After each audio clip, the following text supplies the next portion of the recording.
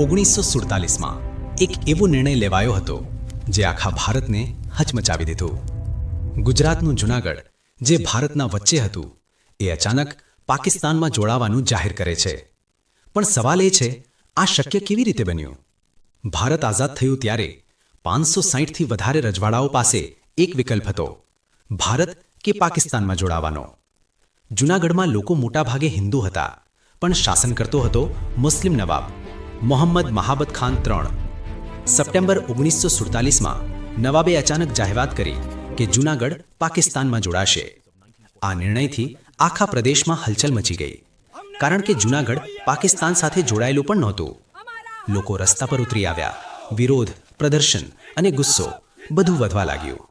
સ્થિતિ એટલી ખરાબ થઈ ગઈ કે નવાબ પોતે જ દેશ છોડીને ભાગી ગયો. ભારત સરકારે તાત્કાલિક એક્શન લીધો અને જૂનાગઢમાં કંટ્રોલ મેળવ્યો. આ આખી પરિસ્થિતિમાં સરદાર વલ્લભભાઈ પટેલે ખૂબ જ મહત્વપૂર્ણ ભૂમિકા ભજવી. પછી આવ્યો સૌથી મહત્વનો ક્ષણ, જનમત સંગ્રહ. 1948માં લોકો પાસે પૂછાયું, તમે ભારત સાથે જોડાવા માંગો છો કે નહીં? અને પરિણામ 99% લોકોએ ભારત પસંદ કર્યું. આ રીતે જૂનાગઢ ફરી ભારતનો ભાગ બન્યું. પણ આજ સુધી સવાલ રહે છે, જો આ નિર્ણય ન બદલાયો હોત તો આજનું